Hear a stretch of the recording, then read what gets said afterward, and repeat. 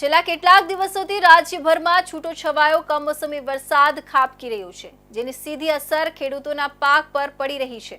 કમોસમી વરસાદના લીધે ખેડૂતોના ઊભા પાકને પારાવાર નુકસાન થયું છે, જેથી ખેડૂતો દ્વારા પાકનો સર્વે કરી વળતરની માંગ કરવામાં આવી રહી છે। ત્યારે ભાવનગર જિલ્લા ખેતીવાડી વિભાગ દ્વારા કમોસમી વરસાદ બાદ સર્વેની કામગીરી શરૂ કરવામાં આવી છે। આ કામગીરી માટે 80 ટીમ બનાવાઈ, જો કે કયા પાકનું કેટલું વાવેતર અને ક્યાં કેટલું નુકસાન થયું છે તે સર્વે બાદ જાણવા મળશે। રાજ્ય સહિત ભાવનગર જિલ્લામાં કમોસમી વરસાદના લીધે ભર ઉનાળે ખેતરોમાં પાણી ભરાયા હતા, જેના લીધે ખેડૂતોના બાગાયતી સહિત અન્ય પાકને નુકસાન થયું છે। વરસાદના લીધે કેરી, લીંબુ, કેળ સહિતના પાક ખરી પડ્યો છે। સમગ્ર જિલ્લાના ગ્રામ્ય પંથકમાં SDRFના નિયમ મુજબ દરેક તાલુકા વિકાસ અધિકારીને સર્વે માટેની કામગીરી સોંપવામાં આવી છે।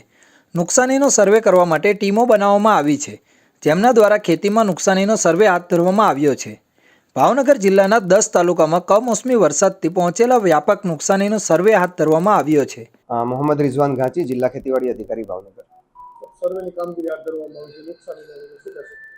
અત્યારે એવું છે કે મહિના પ્રથમ પખવાડિયામાં જે કમોસમી વરસાદ થયો હતો એમાં ખેડૂતોને નુકસાન ન જાય એટલા માટે જિલ્લા ખેતીવાડી તંત્ર દ્વારા ખેડૂતોને એડવાઇઝરી કરવામાં આવી હતી કે જે પાકવા લાયક અથવા તો કાપણી લાયક જે પાક છે એને કાપી લે અને જે ખેતરમાં પડ્યો હોય એને ખડામાં લઈ લે, જેથી નુકસાન ન થાય। આમ છતાં જે માવઠાનો વરસાદ છે એના કારણે કેટલાક તાલુકાઓમાં નુકસાનીના સમાચાર છે પાકમાં, તો એના માટે તાલુકા કક્ષાએ તંત્રને સૂચના આપી છે અને એમના દ્વારા ટીમની રચના કરીને સર્વેની કામગીરી શરૂ કરાવવામાં આવી છે। કયા કયા જે તાલુકાઓમાં આ ટીમ છે તે કાર્યવાહી કરવા છે? આપણે તમામ તાલુકાઓમાં વધતા ઓછા અંશે વરસાદ હતો, એના કારણે જો અસરગ્રસ્ત વિસ્તારની ફરિયાદ મળી હોય અથવા તો એવા સમાચાર મળ્યા હોય તો એ તમામ તાલુકાઓમાં સર્વે કરવાની સૂચના મળેલી છે। ખાસ કરીને મહુવા અને તળાજા ને એ તાલુકો છે તો ત્યાં થોડી વધારે ફરિયાદ હતી, કેમ કે ત્યાં વધારે વરસાદ હતો અને વાવેતર વિસ્તાર પણ ત્યાં વધારે હોય છે, તો ત્યાં અત્યારે અને મોટે ભાગે બધા જ તાલુકાઓમાં સર્વેની કામગીરી શરૂ છે અથવા તો પૂરી થવામાં છે। કેવા કેવા પ્રકારના પાક છે નુકસાન? ઉનાળુ પાકમાં અત્યારે વાત કરીએ તો ભાવનગર જિલ્લામાં જે વાવેતર વિસ્તાર છે એમાં મુખ્ય જે ફિલ્ડ પાક છે એમાં બાજરી છે, તલ છે અને ડુંગળીનું વાવેતર વિસ્તાર છે કે જેમાં નુકસાન થવાની સંભાવના હતી।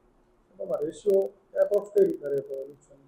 જે સરકારશ્રીના નીતિ નિયમો છે એ મુજબ જે સ્થાનિક તંત્ર દ્વારા જે ટીમની રચના કરવામાં આવી છે એમના દ્વારા સર્વે કરવામાં આવે છે અને જો અસરગ્રસ્ત વિસ્તાર હોય તો અસરગ્રસ્ત વિસ્તારની મુલાકાત લઈને પાકમાં કેટલા ટકાની નુકસાની છે અને સરકારશ્રીનો નિયમ છે કે 33% વધારે નુકસાની હોય તો તેમને પછી એનો અલગથી અમે સરકારશ્રીમાં રિપોર્ટ કરતા હોઈએ છીએ।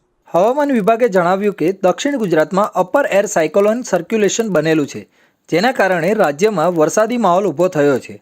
હવામાન વિભાગની આગાહી અનુસાર 7 દિવસ દરમિયાન છૂટો છવાયો વરસાદ વરસવાની સંભાવના વ્યક્ત કરી છે।